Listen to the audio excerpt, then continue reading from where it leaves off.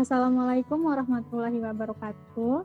Perkenalkan kami dari kelompok 3 dengan anggota yaitu Leni Ria Antika, Okta Faradila, Rafiq Zainur Rosyadi, dan Rizky Khairul Ikhwan pada kelas Manajemen Universitas Budaya dengan dosen pengampu Ibu Nova Mardiana SEMM. Di sini kami akan membahas bab 5 mengenai dimensi dan dilema budaya. Ya Pak. Ya Pak Dani, silakan. I want to bring you the proposal about our development of our factory. Yeah, which we discussed in the last board meeting. Yes. Yeah. So I have to take it up to the shareholders for this. Oh, too much capex you are suggesting, Pa? Wow. 50% money has to be spent on capex. Is that all machines not working now? Our team is already checked it to the factory, and then the machine is a little bit rusty, Mr. Karena komponen gantinya pada Pa, it is still running 3-shift machine. You cannot just ask me to change everything. Too much capex you are suggesting, Pa. I don't think that I can take this to the shareholder. Okay, Pak. When I'm talking to you, look at me. Okay, Pak. Okay, I'll wait till tomorrow lunchtime. Okay, Pak. Before Solat, you should come and we should see this proposal. Yes, Pak. I have to send it to head office tomorrow. Yes, Pak. Okay, Pak. I will fix it. Okay. Okay. Thank you, Pak. It's not good, yeah? Ya, Pak. Thank you, Pak.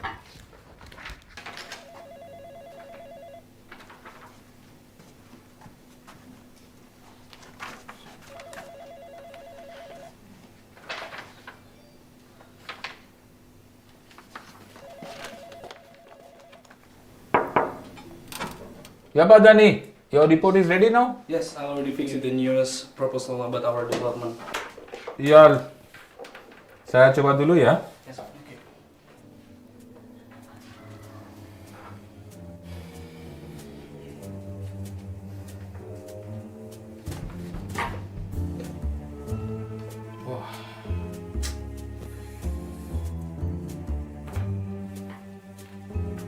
Maaf ya, Pak. This is worse. What are you doing? I told you, I guided you that how to make this proposal. You put up, this is worse than this. Why your machinery cost suddenly going down? This is even worse than the last time. I can't trust you now, Pa. I've given you 2 times and every time your reports are not as per my expectation. It's better that I prepare myself. Look at me, huh? Why are you looking at this here and there?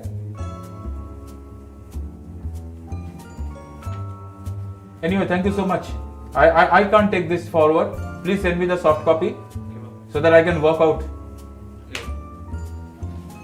Very bad. Send me the soft copy, please. Okay, Pak. Thank you. Jadi gitu ceritanya, Pak. Saya bingung, Pak. Padahal saya sudah bekerja sebaik mungkin, Pak. Tapi tetap aja ada aja masalahnya, Pak. Begini, Dani. Sebenarnya kamu tuh tidak salah. Namun, kamu harus tahu ada perbedaan nilai dan budaya dalam berkomunikasi. Terutama di perusahaan multinasional seperti kita ini. First time when Rudy came, he presented his proposal. I liked it because whatever he wants to do, he was there. But with the time passage, when I asked him question, he was not able to answer me. And I was directly questioning him, looking at his eyes. He was looking at somewhere else. So I asked him to make it better. Next time he came back, it is not better, it is worse. In Indonesian culture, it is true. Melihat mata orang yang dituakan pada saat menjelaskan itu not polite. Saya jadi panik, Pak, kalau dipojokin gitu, Pak. Apalagi disuruh lihat matanya, Pak. Nanti kalau kita lihat matanya, dianggapnya malah nggak sopan, Pak. Seperti kasus kamu. Bukan berarti Mr. Jarjit itu galak. Namun beliau tipenya itu straightforward. Dan bila dijelaskan, ingin matanya dilihat. Bahkan Mr. Jarjit mengatakan kepada saya, proposal pertama Dani itu bagus loh. Namun beliau tetap memberikan pertanyaan, ingin tahu seberapa besar Dani menguasai proposal Dani. So I explain this to Dani. Mungkin bisa ke depannya, pada saat Anda bertanya ke Dani itu lebih pelan-pelan, sehingga dia lebih menjelaskan dengan lebih baik. Dan pada saat men-challenge, jangan memojokkan Dani. So I think it's just a frictional of culture, and it is understandable. But the most important thing, we need to respect and adapt to each other culture.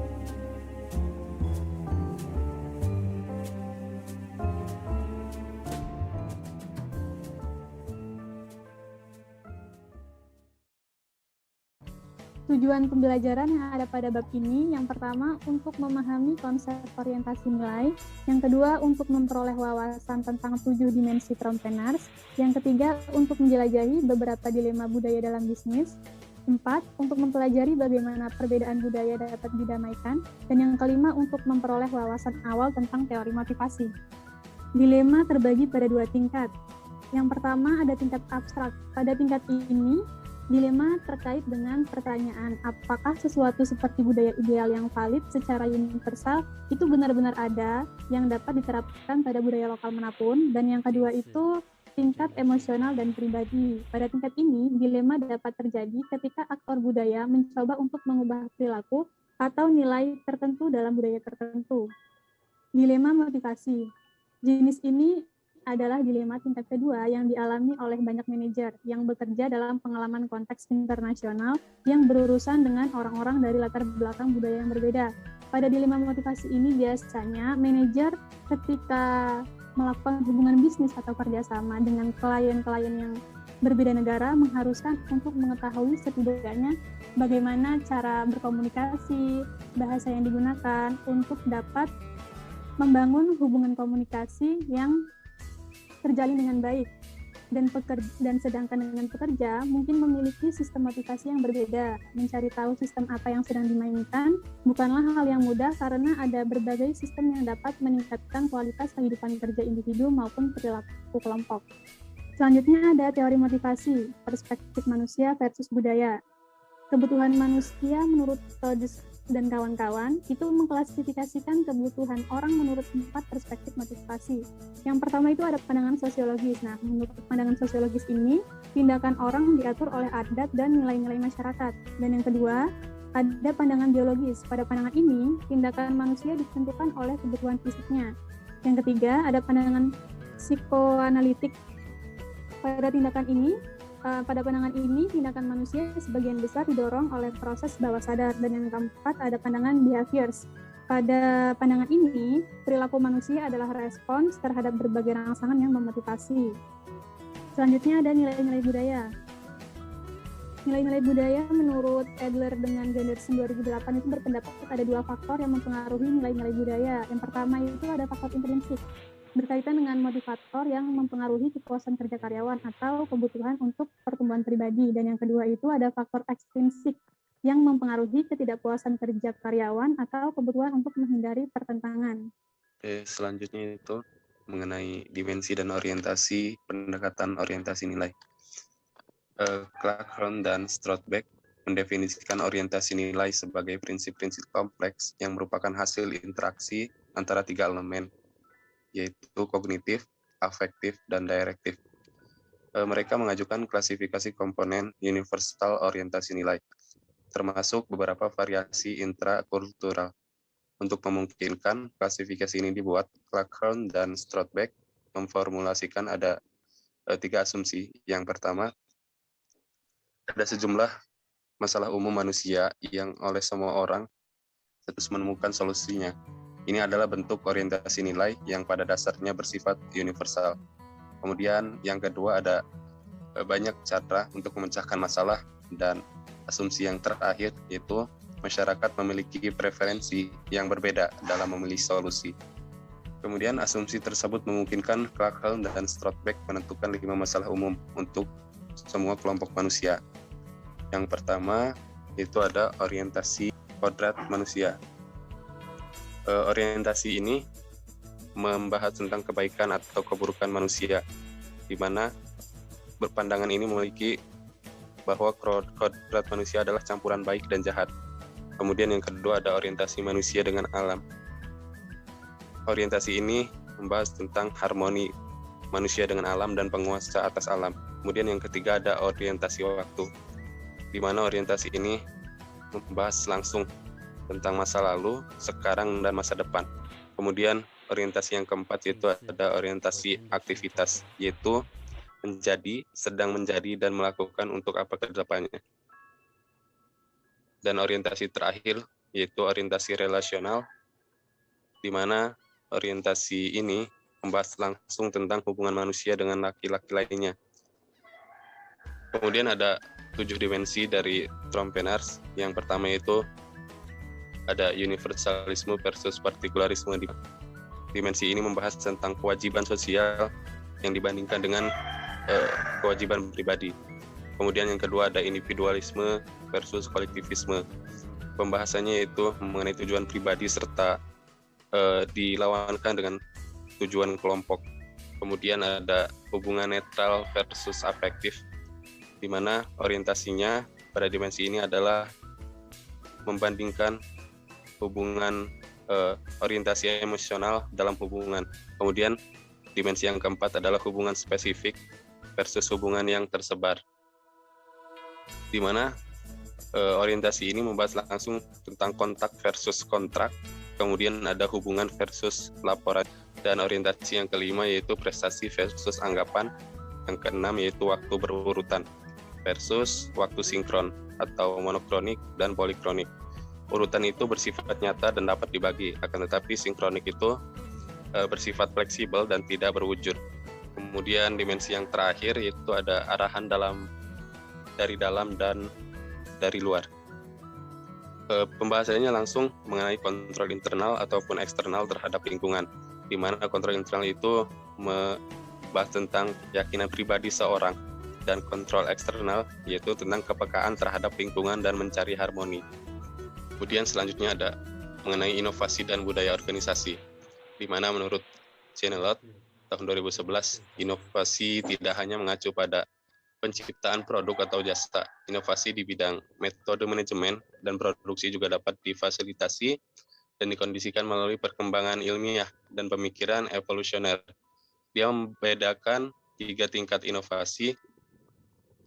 Yang pertama itu ilmu pengetahuan budaya, kemudian yang kedua ada organisasi dan produksi, serta yang ketiga itu ada inovasi konsumsi produk dan jasa. Nah, dari ketiga level ini semuanya interaktif. Jadi inovasi itu sendiri merupakan proses yang sangat kompleks yang membutuhkan tindakan kompleks. Selanjutnya 2 kondisi penting yang berkontribusi pada keberhasilan proses inovasi. Yang pertama ada kemampuan untuk menghasilkan ide-ide baru yang sangat bergantung pada budaya yang diciptakan oleh perusahaan itu tersendiri dan keterbukaannya terhadap lingkungan eksternal dan budaya. Kemudian kondisi yang kedua yaitu kemampuan untuk mentransformasikan ide-ide, di mana menjadi proyek yang efektif yang membutuhkan berbagai variasi dan fleksibilitas dalam metode pengelolaannya. Selanjutnya adalah konsep 5.2 mendamaikan dilema budaya. Yang pertama ada sebuah model rekonsiliasi.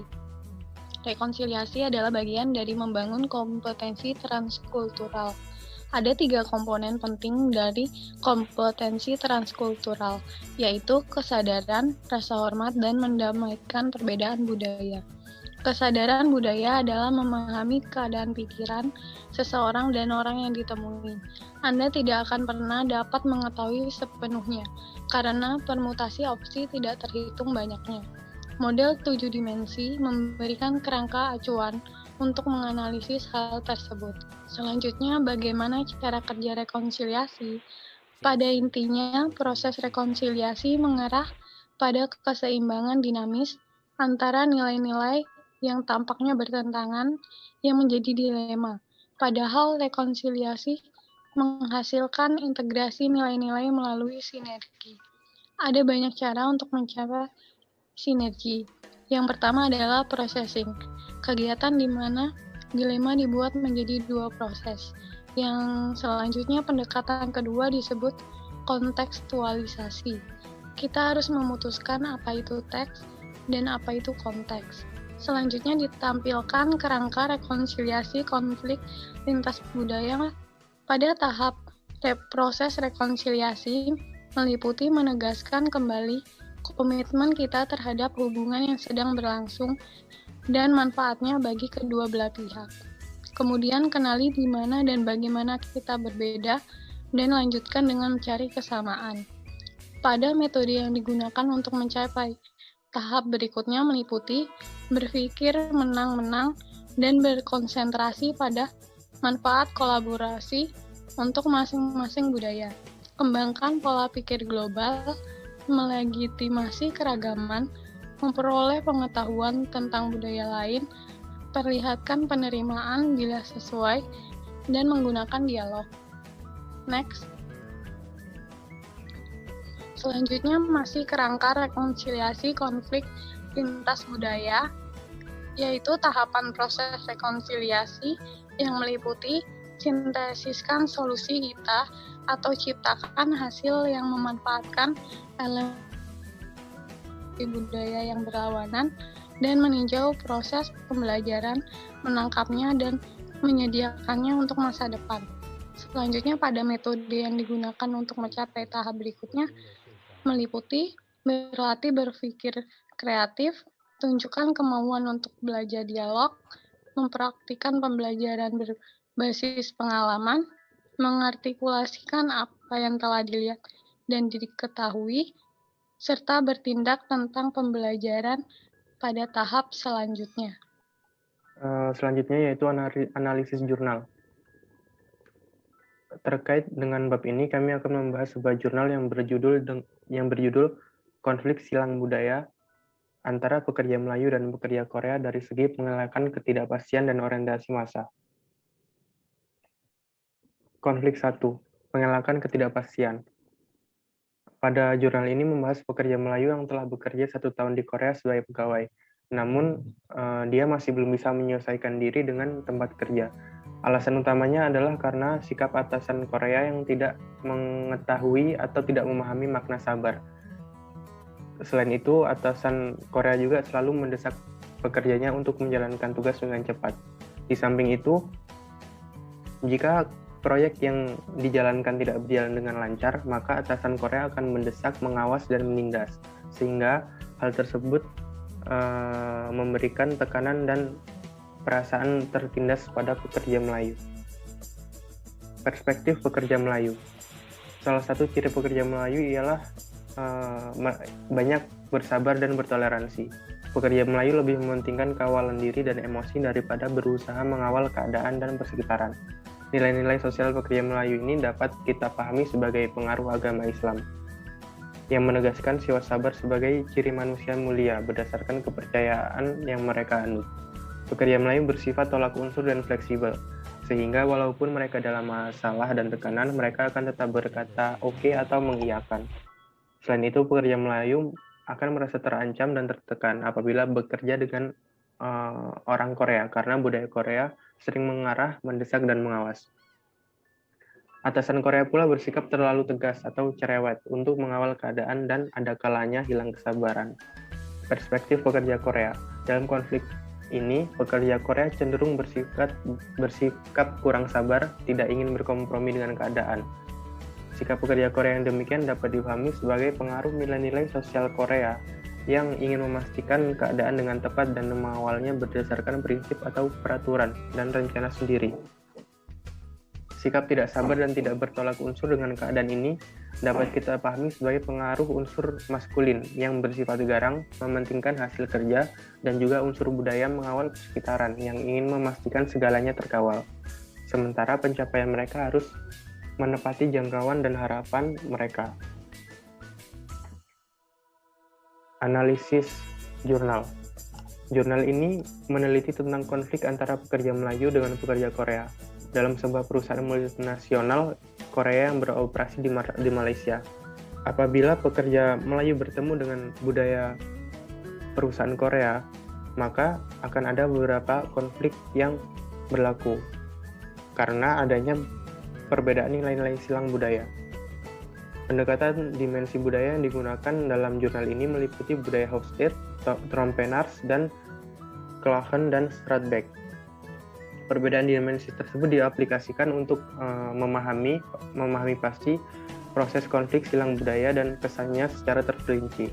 Hofstede menggunakan dimensi pengelakan ketidakpastian, yaitu dimensi kebenaran untuk membedakan nilai-nilai dan sikap seseorang atau masyarakat apabila mereka berada dalam keadaan atau suasana yang tidak menentu, beresiko tinggi, mengancam, tegang, dan lain-lain. Konsep pengelakan ketidakpastian ini digunakan untuk menerangkan nilai-nilai, sikap, dan tindakan pekerja apabila mereka menghadapi keadaan atau situasi yang diduga di tempat kerja. Menurut analisis Hofstede, budaya Melayu disifatkan sebagai budaya pengelakan rendah terhadap ketidakpastian, sedangkan budaya Korea tergolong sebagai budaya pengelakan tinggi terhadap ketidakpastian. Di samping itu, dimensi orientasi massa Klagen dan Stradbeck dan dimensi persepsi serta penggunaan massa Trompenaars juga digunakan untuk mengenal pasti puncak konflik yang berlaku antara pekerja Melayu dengan pengurus atau atasan Korea dalam perusahaan dari segi persepsi dan sikap terhadap massa serta penggunaannya. Dari jurnal tersebut dapat dianalisis adanya perbedaan antara budaya nilai-nilai tradisional Melayu dan budaya Korea. Budaya dan nilai-nilai tradisional Melayu mencakup kolektivisme yang berorientasi hubungan, pengelakan ketidakpastian yang rendah, dan outer direct orientation. Sedangkan pada budaya Korea menganut kolektivisme yang berorientasi pada organisasi, pengelakan ketidakpastian yang tinggi, dan inner direct orientation. Sekian yang dapat saya sampaikan, saya kembalikan kepada moderator. Baiklah, sekian presentasi dari kami kelompok 3 mengenai bab 5 tentang dimensi dan dilema budaya. Kami ucapkan terima kasih. Kami akhiri. Wassalamualaikum warahmatullahi wabarakatuh.